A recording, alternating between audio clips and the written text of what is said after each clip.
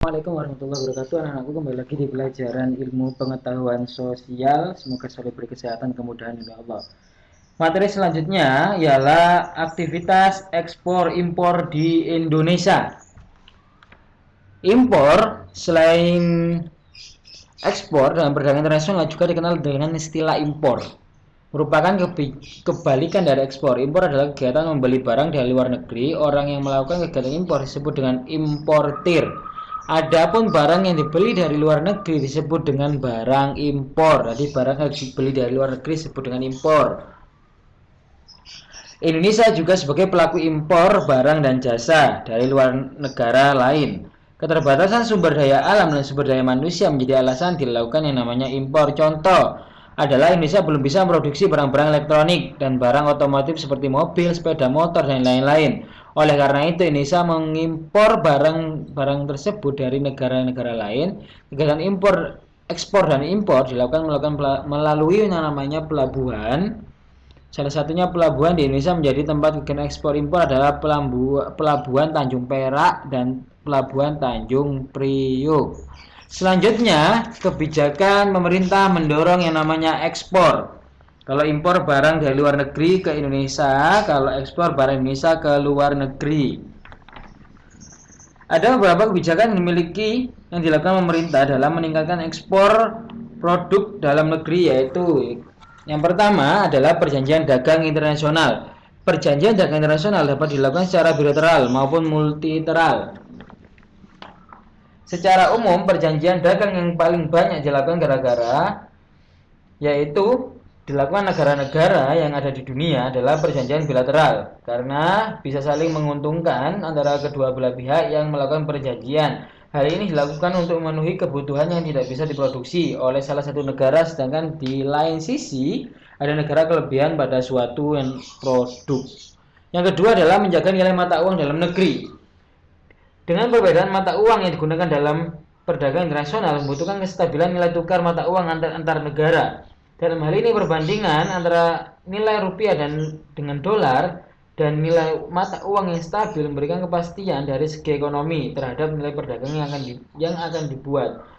Eksportir akan mempunyai estimasi keuntungan yang pasti dengan stabilnya mata uang yang ada, sehingga mereka tidak ragu lagi untuk mengekspor komoditasnya ke luar negeri. Yang ketiga adalah meningkatkan yang namanya promosi. Promosi bertujuan memperkenalkan hasil produksi dalam negeri kepada masyarakat internasional. Cara yang paling umum adalah dengan mengikuti pameran-pameran produk komoditi internasional, festival kebudayaan, pekan olahraga, pagelaran, dan lain sebagainya. Yang keempat adalah memberi kemudahan kepada pengekspor barang. Banyak birokrasi yang harus dipenuhi sebelum barang bisa diekspor, dari mulai pembuatan barang, pengemasan, pengepakan, sampai pada pengiriman barang yang membutuhkan proses yang panjang untuk sampai ke negara tujuan. Selanjutnya adalah faktor pendorong ekspor. Di sini ada 3. Yang pertama adalah kondisi politik, sosial, dan ekonomi negara. Kondisi internal yang mencakup bidang politik, sosial, ekonomi yang sangat berpengaruh terhadap stabilitas situasi dan kondisi suatu negara. Dengan keadaan kondisi ekonomi yang stabil, maka iklim usaha yang berjalan lancar. Hal ini bisa meningkatkan hasil produksi dalam negeri, sehingga ekspor juga meningkat. Selain itu, negara tujuan juga harus mempunyai stabilitas nasional yang tinggi, karena jika negara tujuan mengalami konflik atau peperangan, maka negara kita tidak bisa mengekspor barang ke negara tersebut. Contoh negara Palestina, negara-negara yang konflik di Timur Tengah itu susah untuk mengirim barang karena apa? Keuangannya tidak stabil. Yang pertama. Yang kedua adalah daerah peperangan dan daerah konflik. Yang kedua adalah situasi pasar internasional. Dalam suatu pasar pasti ada permintaan dan penawaran. Sama halnya dengan pasar internasional, setiap negara mempunyai permintaan dan penawaran sendiri. Jika permintaan suatu produk sangat tinggi, maka harga produk tersebut juga akan ikut tinggi. Hal tersebut dapat mendorong meningkatnya ekspor karena mengejar keuntungan yang lebih tinggi. Yang ketiga adalah kemampuan eksportir dalam melihat peluang pasar. Eksportir harus mempunyai kemampuan dalam membaca peluang pasar internasional. Setiap data yang diterima harus menjadi patokan dalam melihat adanya peluang dalam pasar internasional. Setelah mengetahui apa barang yang dibutuhkan oleh masyarakat internasional, maka itulah yang akan diproduksi dan diekspor ke luar negeri. Jadi sesuai dengan kebutuhan dan melihat peluang pasar. Selanjutnya adalah manfaat perdagangan antar negara. Menurut Sardono Sukirno, manfaat yang diperoleh dari perdagangan internasional adalah yang pertama, memperoleh barang yang tidak dapat diproduksi di negeri sendiri. Banyak faktor mengaruhi perbedaan hasil produksi di setiap negara. Faktor-faktor tersebut diantaranya kondisi geografis, iklim, tingkat penguasaan iptek, dan lain-lain. Dengan adanya perdagangan internasional, setiap negara mampu memenuhi kebutuhan yang tidak diproduksi sendiri. Yang kedua adalah memperoleh keuntungan dari spesialisasi.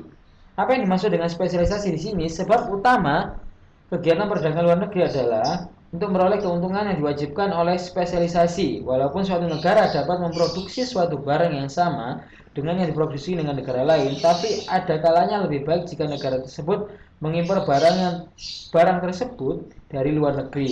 Kelebihan jumlah produksi dari spesialisasi ini kemudian dapat disalurkan lewat perdagangan nasional. Contoh ialah negara-negara Timur Tengah memiliki spesialisasi ataupun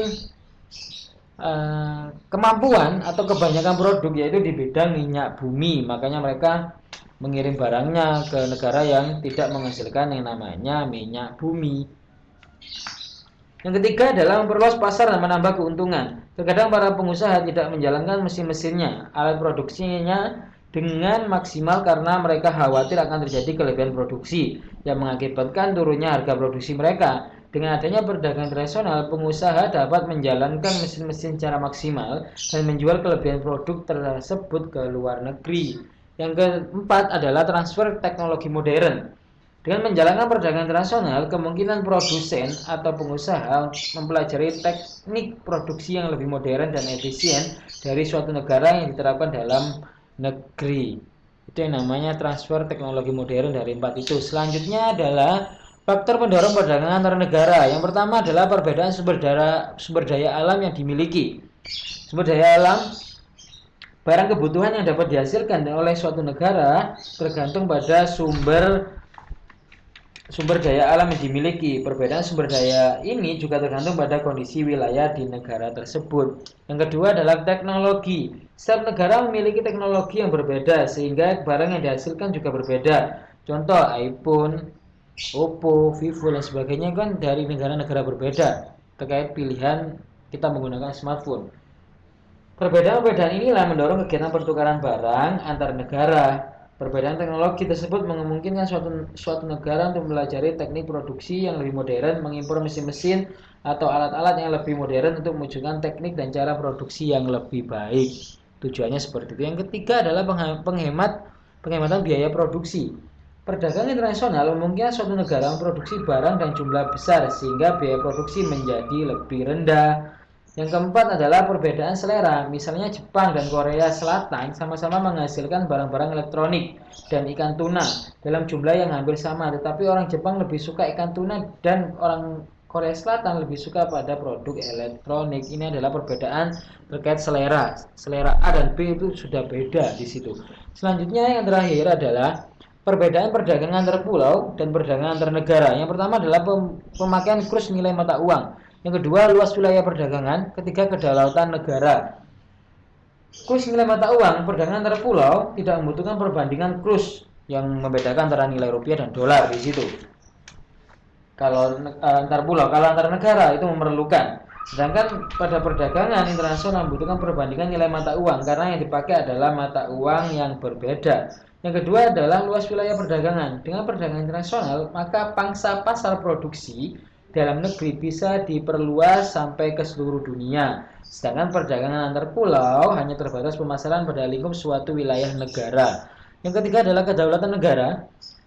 Dalam perdagangan antar pulau tidak terlalu membutuhkan banyak dokumen ataupun berkas-berkas ataupun lingkup suatu negara. Sedangkan jika dilakukan perdagangan internasional membutuhkan banyak dokumen, cukai, pajak dan sebagainya, menyangkut otoritas masing-masing negara melakukan perdagangan. Jadi satu negara dengan negara lain itu aturannya berbeda. Kalau Indonesia ada yang namanya pajak, barang masuk Indonesia harus ada pajak, bea cukai dan sebagainya. Maka di situ terkait otoritas atau kewenangan negara itu berbeda-beda di situ.